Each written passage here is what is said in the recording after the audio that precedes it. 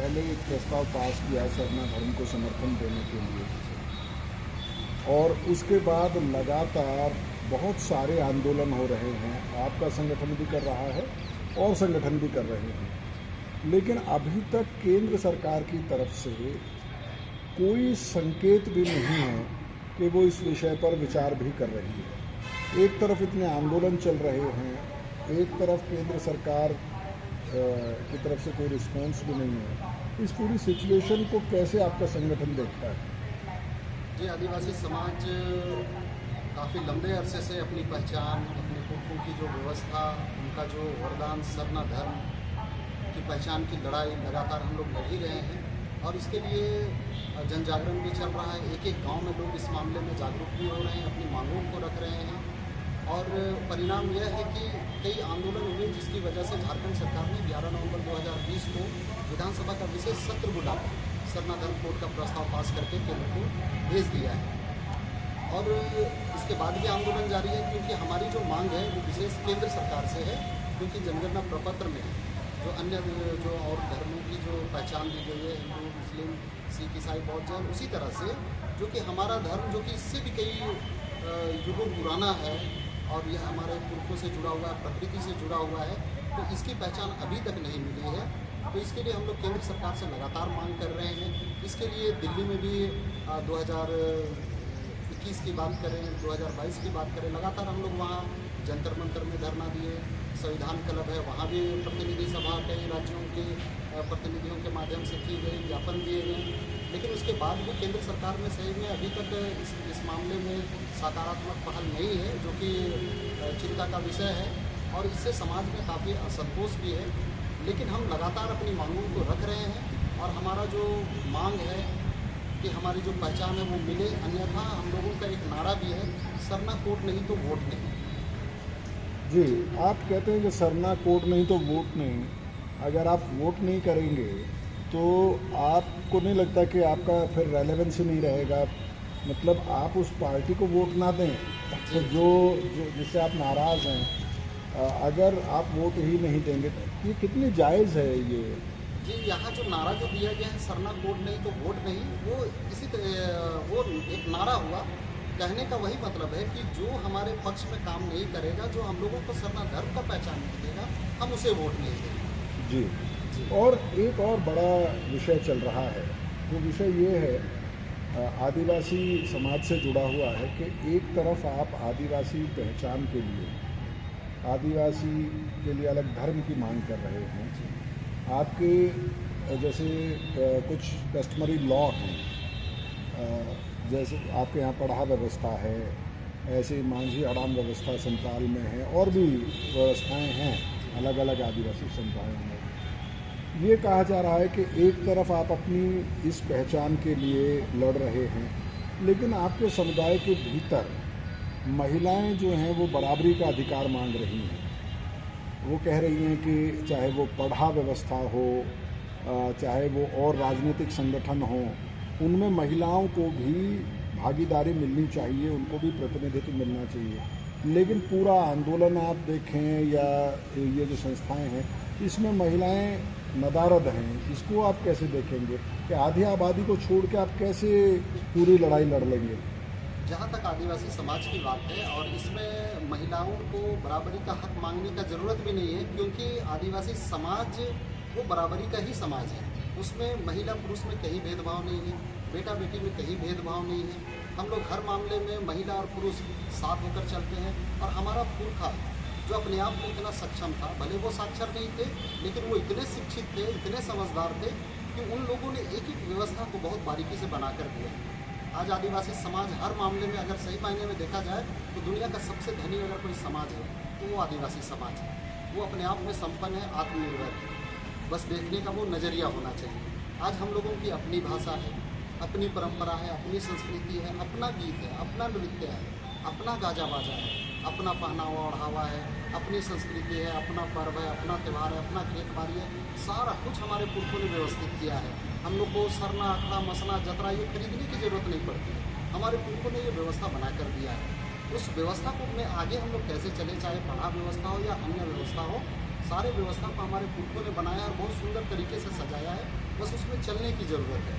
और जहाँ तक महिला और पुरुष का हक अधिकार का जो बात है, तो वो बराबरी का हक अधिकार दिया गया है, चाहे वो शादी हो, मरनी हो, एडनी हो, चाहे जन्म हो, विवाह हो, मृत्यु हो, सारे संस्कारों में जितना भूमिका पुरुषों का होता है उतना महिलाओं का भी है। तो इसलिए यहाँ पर अलग से मतलब उनके हक अधिकार के लिए यहाँ आदिवासी समाज में मांगना पड़े, ऐसा कहीं नहीं है। आदिवासी समाज में समानता है, कहीं दहेज प्रथा नहीं है कि बेटी है इसलिए दहेज देना पड़ेगा, या बहुत बेटियाँ हैं तो पिताजी को आत्महत्या करना पड़ेगा, ये नौबत कहीं नहीं है। चाहे उनके घर में अधिक बेटी हो या सिर्फ बेटी हो तो भी किसी तरह का कोई दिक्कत नहीं होता है, क्योंकि समाज ने एक एक व्यवस्था को बहुत बढ़िया तरीके से बनाकर हमारे पुरखों ने। लेकिन जो संपत्ति का अधिकार है वो तो महिलाओं को आप नहीं देना चाहते ना? जहाँ तक संपत्ति का अधिकार का बात है, तो हमारे पुरखों ने जो व्यवस्था बनाई है कि आज अगर मान लेते हैं किसी महिला का जो शादी हुआ, वो अपने ससुराल जाती है, ससुराल में उसको पूरा हक अधिकार जो मिलता है, क्योंकि वो जहाँ शादी होकर गई उसके भी ननद है, लेकिन वो इनके हक अधिकार पर कहीं वो आक्षेप नहीं करती है कि हमको इसमें हिस्सा चाहिए, क्योंकि वो जहाँ शादी होकर जाती है वहाँ उनको पूरा हक अधिकार मिलता है। तो हमारे पुरखों ने बहुत सोच समझकर ये व्यवस्था बनाया है, क्योंकि हम लोग जान रहे हैं कि आज संपत्ति का अधिकार का जो बात किया जा रहा है, आज बहुत जगह इसलिए भी है कि आज महिलाएं, हम आदिवासी महिलाओं को गैर आदिवासी के द्वारा जो जालसाजी के माध्यम से या फांस लिया जाता है, और अगर आदिवासी महिलाएं अगर गैर आदिवासी के संपर्क में आ गई और उसके बाद उन लोगों को बहलाया जाता है कि आप अपने जो मायके है, जो पिताजी का जो संपत्ति है उसमें हक अधिकार मांगो, और ये जो है ये एक गलत कुरीति को जन्म दे सकता है जी। और ये जिस तरह से हम लोग अन्य समाज में देखते हैं, आज भ्रूण हत्या है, आज हम लोग अन्य समाज में देखते हैं दहेज प्रथा है, बहुओं को जला दिया जाता है, इससे कहीं ना कहीं आदिवासी समाज बचा हुआ है। तो इसलिए कि हमारे पुरखे इतने दूरदर्शी थे, इन तमाम चीज़ों को वो लोग पहले से देख लिए थे और वो लोग ऐसा व्यवस्था बनाए कि इसमें किसी तरह का महिला को भी नुकसान नहीं है और समाज को भी किसी तरह का नुकसान नहीं है जी। और एक और जो बड़ा विषय है जो धर्म से जुड़ा हुआ है, जैसे आपने कहा कि आप चाहते हैं कि सरना धर्म कॉलम जनगणना के पर्चे में होना चाहिए, लेकिन बहुत सारे ऐसे संगठन हैं जो धर्मांतरण को एक राजनीतिक मुद्दे के तौर पे पेश कर रहे हैं बार बार। असम हो, छत्तीसगढ़ हो, पश्चिम बंगाल हो, झारखंड हो, लगातार ये कहा जा रहा है कि आदिवासी समुदाय के सामने धर्मांतरण एक बड़ा मुद्दा है। क्या आप ये समझते हैं कि बहुत बड़ी समस्या है धर्मांतरण, और जो डीलिस्टिंग की जो मांग की जाती है वो कितनी जायज़ है?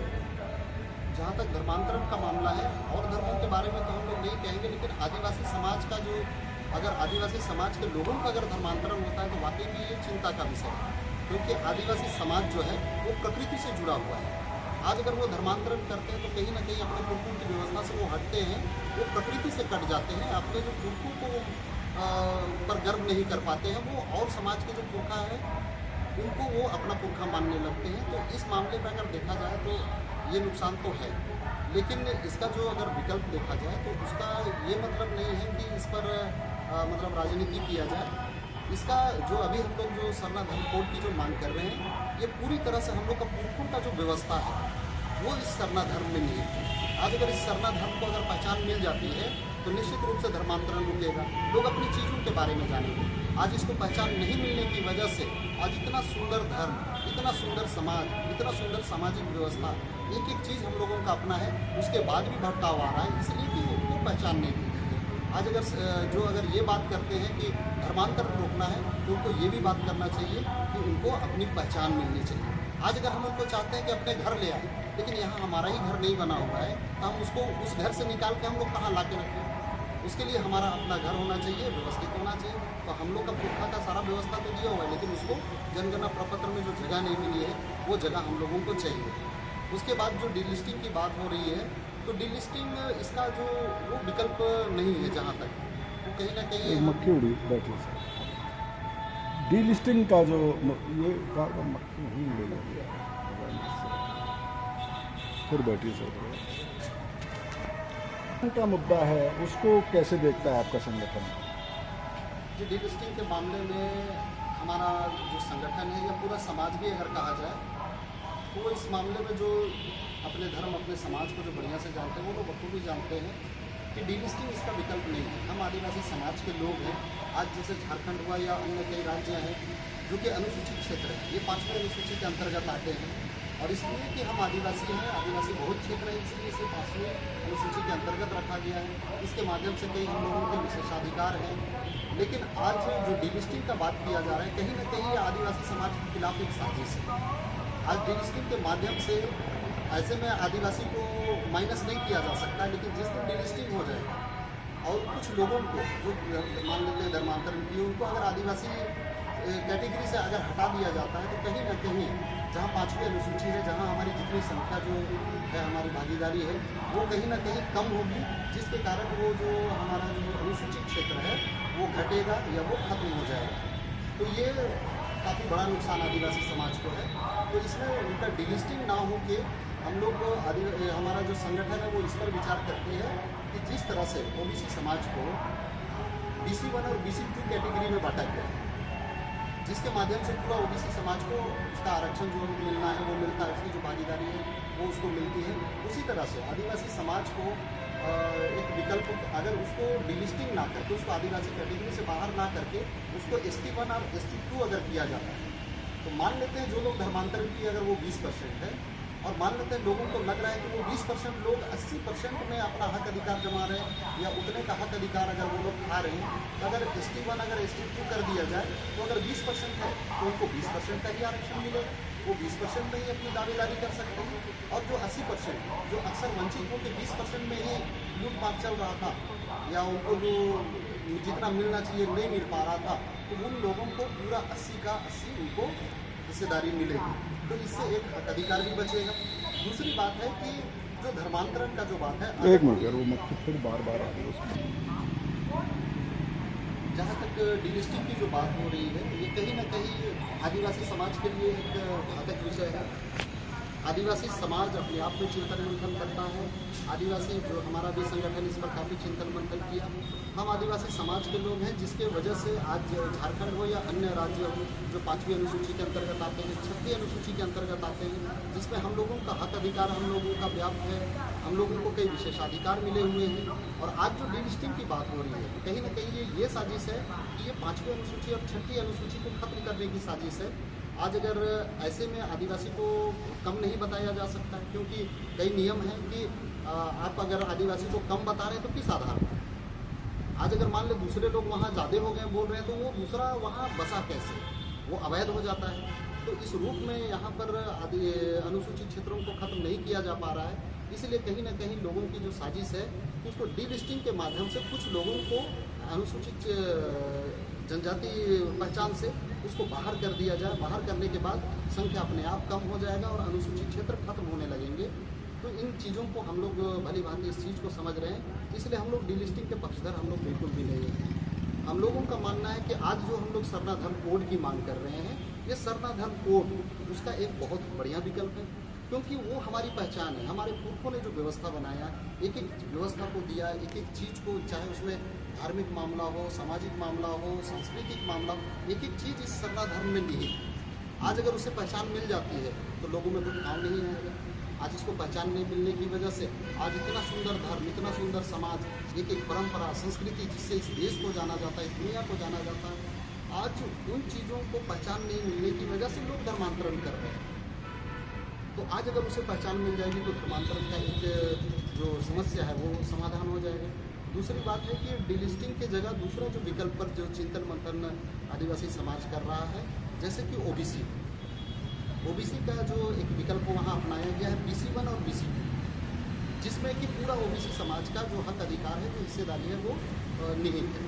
तो उसी तरह से आदिवासी समाज में डीलिस्टिंग ना करके अगर ST1 और ST2 अगर किया जाता है, तो मान लेते हैं जो लोग धर्मांतरण किए हैं, अगर मान लें 20% लोग अगर धर्मांतरण किए और 80% जो अपने पुरखों की व्यवस्था को अगर मान रहे हैं, तो जो धर्मांतरण अगर कर लिए हैं, और अक्सर जो बात आता है कि वो 20% जो धर्मांतरण कर लिए हैं वो 80% का हक खा रहे हैं। तो अगर ST1 और ST2 कर दिया जाए तो वो जो 20% है वो 20% में ही रहेंगे।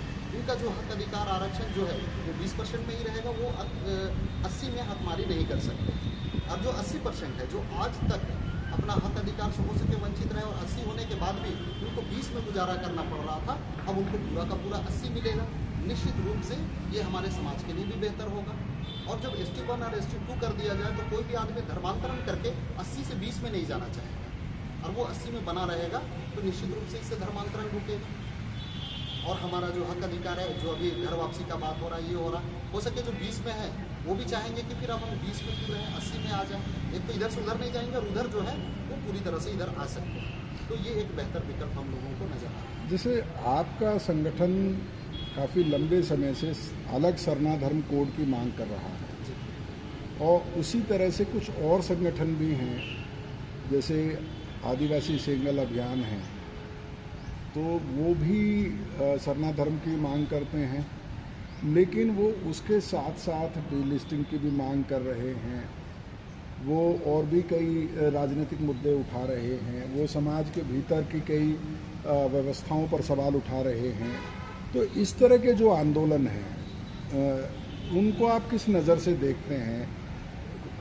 आमतौर पर होता है कि किसी बड़े मुद्दे पर ज़्यादातर संगठनों को साथ लाने की कोशिश होती है, लेकिन उनके जो कुछ मुद्दे हैं आपसे मिलते जुलते हैं, लेकिन ज़्यादातर मुद्दे ऐसे हैं जिन पे शायद आपकी सहमति नहीं है। तो इस तरह की स्थिति को आप कैसे एनालाइज करते हैं? जी, जहाँ तक हमारा संगठन है या और भी बहुत सारे ऐसे संगठन हैं जो कि इस धार्मिक मुद्दे को लेकर चल रहे हैं, और हमारा जो राजीपाड़ा सरना प्रार्थना सभा है, जो ये पूरी तरह से धार्मिक और सामाजिक संगठन है और राजनीति से मतलब डायरेक्ट मतलब इसमें कहीं कुछ नहीं। यहाँ जितने भी लोग हैं वो प्योर धर्म और समाज के लिए काम कर रहे हैं, अपने पुरखों की जो व्यवस्था है उस पर शुद्ध रूप से काम कर रहे हैं। और हम लोगों का कोई राजनीतिक मतलब इसके उससे प्रभावित होकर काम नहीं करते। समाज एकदम सीधा सीधी, जिससे समाज को लाभ हो, जिससे आदिवासी समाज बचे, इस पर काम हो रही है। बहुत सारे ऐसे संगठन हैं जो सरना धर्म कोड की बात तो कर ही रहे हैं और उसके माध्यम से भी लोगों में जन जागरण आ रहा है, लेकिन कहीं ना कहीं वो लोग राजनीति से भी जुड़े हुए हैं, उनका राजनीतिक स्वार्थ भी उसमें है और उसकी वजह से वो कहीं ना कहीं पूर्वाग्रह से ग्रसित होकर कुछ राजनीतिक मुद्दों को शामिल कर देते हैं जो आदिवासी समाज के लिए सही नहीं भी है। तो वहाँ पर हम लोग तटस्थ हैं, वहाँ हम लोग उनसे हम लोग इत्तेफाक नहीं रखते हैं, हम लोगों की सहमति उससे नहीं है। इसलिए हम लोग जो बहुत सारे ऐसे संगठन हैं जो सरना धर्म कोड की तो बात कर रहे हैं, लेकिन हम सीधे सीधे उनसे हम लोग नहीं जुड़ पाते। वो आवाज़ उठा रहे हैं, अच्छी बात है, वो अपने जगह से करें, हम लोग उससे दूरी बनाकर, लेकिन हम लोग उस मांग को हम लोग भी शुद्ध रूप से हम लोग रख रहे हैं।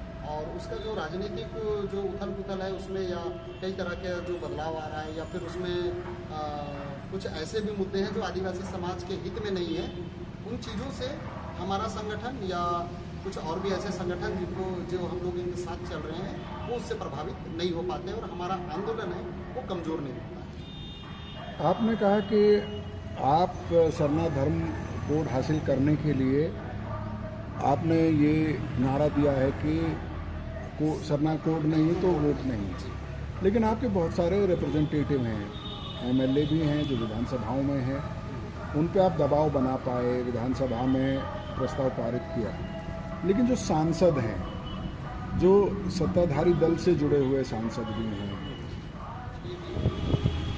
तो आज जैसे अगर मान लें झारखंड राज्य की बात करें तो आज हमारा यही नारा है। आज झारखंड राज्य में हम लोगों को पहचान दिलाने का काम किया और हमारी जागरूकता इतनी बड़ी है कि आज बंगाल में चाहे वो साउथ क्षेत्र का हो या फिर नॉर्थ बंगाल चाय बागान की बात हो, आज एक एक लोग सरना धर्म के नाम पर इतने जागरूक हो गए कि बंगाल सरकार ने भी फरवरी महीने में सरना धर्म कोड का प्रस्ताव विधानसभा से पास करके केंद्र को भेजा और राज्य भी इसको ही करेंगे। लेकिन जहाँ तक सांसदों की बात है, सांसदों में भी इसका ज़बरदस्त प्रभाव असर तो है और हम लोग लगातार इस चीज़ की हम लोग मांग कर रहे हैं। और अभी जो 2024 में जो चुनाव आने वाले हैं उससे पहले की हम लोगों की भी रणनीति है कि वो हमें वोट मांगने आएंगे, लेकिन हम उनसे कोई बंगला नहीं मांग रहे, कोई गाड़ी नहीं मांग रहे, कोई पैसा नहीं मांग रहे। हम तो अपने पुरखों की दी हुई जो पहचान है, आदिवासी समाज जो अपने आप में अनूठा है, विशेष है, हम लोगों की अपनी जो विशेषता है, हम उसकी पहचान की बात कर रहे हैं। तो ये उनको देना चाहिए और नहीं तो वो किस मुँह से हमें लेकर हमें वोट मांगने आएंगे। तो हमारा ये नारा सिर्फ विधायक के लिए या राज्य स्तर पर नहीं है, जो पूरे देश स्तर पर है। और इस बार का लोकसभा चुनाव में निश्चित रूप से हम लोग ज़बरदस्त प्रभाव डालने वाले हैं और यदा कदा इस पर संसद में भी हमारी बातों को उठाया गया, चाहे वो गीता कोड़ा के माध्यम से हो या बंगाल के जो सांसद है खगेन मुर्मू सोरेन है उनके माध्यम से भी उठाया गया, विजय हांसदा के माध्यम से उठाया गया। तो लगातार वहाँ भी हमारी आवाज़ें उठ रही हैं और यहाँ तक कि आज बहुत सारे और भी राज्य हैं, अनुसूचित क्षेत्र हैं, वहाँ से भी आवाज़ उठाई जा रही है। आज झारखंड जिस तरह से अपने आप को ये जानता है कि हम आदिवासी समाज के लोग हैं, हम हिंदू नहीं हैं, हम ईसाई नहीं हैं, हम आदिवासी हैं, इस चीज़ को झारखंड जिस तरह से जान रहा है, आज झारखंड में जो जागरूकता आई है इससे अन्य राज्यों में भी जागरूकता फैली है और अब आज वहाँ से भी आवाज़ उठ रही है कि आदिवासी हिंदू नहीं है, आदिवासी को अपनी अलग पहचान चाहिए। और जहाँ तक सरना धर्म कोड की बारीकी की जो बात है, ये जानकारी धीरे धीरे आज दूसरे राज्यों को भी हो रही है। आज वो लोग भी जान रहे हैं कि हम आदिवासी तो हैं लेकिन हमारे पुरखों की जो प्रकृति धर्म है वो सरना धर्म है। आज इस पर भी जो लोग जान रहे हैं तो उस पर भी मुखर होकर अपनी बातों को रख पा रहे हैं। जी बहुत बहुत शुक्रिया, थैंक यू। इसमें खासकर अन्य राज्य जो खासकर अपने आप को कहीं हिंदू मान लिए थे या अन्य धर्मों का हिस्सा अपने आप को मान रहे थे, आज वो लोग इतने जो आंदोलन जो पूरे देश भर में हो रहे हैं उससे वो लोग जागरूक हो रहे हैं और अपने आप को कह पा रहे हैं कि हम आदिवासी हैं और हमें अपनी धार्मिक पहचान मिलनी चाहिए। लेकिन इसमें भी कहीं ना कहीं बहुत सारे ऐसे राजनीतिक लोग हैं, चाहे वो झारखंड में हो या और जगह में, हमारे जो धार्मिक पहचान की जो मांग हो रही है, जो सरना धर्म कोड की जो मांग हो रही है, उसको कहीं ना कहीं कमज़ोर करने की साजिश है। आज हम आदिवासी समाज के लोग चाहे देश के किसी भी कोने में हैं, हम लोगों को पता है कि हम आदिवासी समाज से बिलोंग करते हैं, हम ट्राइबल हैं और हम ट्राइबल हैं इसकी ऑलरेडी पहचान हम लोगों को मिल चुकी है। संविधान के अनुच्छेद 342 के अंतर्गत हम आदिवासी हैं, देश में कितने आदिवासी हैं उनकी पहचान मिल चुकी है, जिसके कारण आज चाहे वो राज्य सरकार की नौकरी हो, केंद्र सरकार की नौकरी हो, चाहे विधानसभा का चुनाव हो या लोकसभा का या कोई भी चुनाव हो, आरक्षित सीटों में अगर एसटी आरक्षित सीट है तो वहाँ हम ही चुनाव लड़ सकते हैं, जो एसटी नहीं है वो नहीं लड़ सकता। तो हमें एसटी की पहचान मिली है और उसी पहचान को दिखा के हम वहाँ पर चुनाव लड़ता है। तो एसटी है, आदिवासी है, इसकी पहचान तो हमें मिल चुकी है, लेकिन हमारा जो धर्म है सरना धर्म, जो पुरखों की व्यवस्था है, उसकी पहचान हमें नहीं मिल पाई है।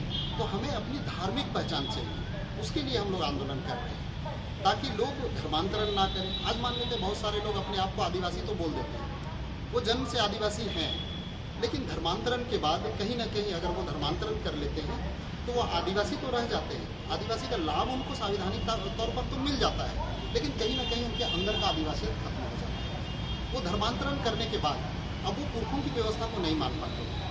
धर्मांतरण करने के बाद उनका धर्म चेंज हो जाता है, उनका नाम चेंज हो जाता है। हम लोग जिसे पाहन से हम लोग पूजा कराते हैं, उनका पुरोहित चेंज हो जाता है, उनका पूजा स्थल चेंज हो जाता है। अब वो लोग सरना, अखना, मसना, जतरा से कट जाते हैं, अब वो लोग को पाहन से कट जाते हैं, अब वो जो पूजा विधि विधान है उससे वो कट जाते हैं, पुरखों की व्यवस्था से कट जाते हैं। यहाँ तक कि धर्मांतरण करने के बाद आदिवासी समाज के लोग अगर धर्मांतरण करते हैं तो धर्मांतरण के बाद उनका महापुरुष भी चेंज हो जाता है। हमारे जो महापुरुष है भगवान बिरसा मुंडा, वीर बुद्धू भगत, सिद्धू कानू, तिरंगा खड़िया, टाटिया भील जैसे जो महापुरुष हैं, लोग जब धर्मांतरण कर लेते हैं तो इन लोगों को महापुरुष फिर नहीं मान पाते, इनके नाम से स्कूल कॉलेज नहीं खोल पाते। अगर मान लेते हैं कोई अगर ईसाई धर्म में धर्मांतरण कर लिया तो फिर वो जेवियर, थॉमस, अन्ना, उर्सलैन जो आदिवासी समाज से बिलोंग नहीं करते, वो उनको अपना महापुरुष मानते हैं, उनके नाम से स्कूल कॉलेज खोलते हैं और अपने महापुरुषों को वो दरकिनार कर देते हैं। तो कहीं ना कहीं अगर हम केवल आदिवासी बोले और कल के दिन में मान लेते हैं आदिवासी कोड अगर हमें मिल भी जाता है, हमसे कहा जाए आपको अपनी धार्मिक पहचान मिली, आप किस धर्म को मान रहे हैं, तो बात आएगा आदिवासी।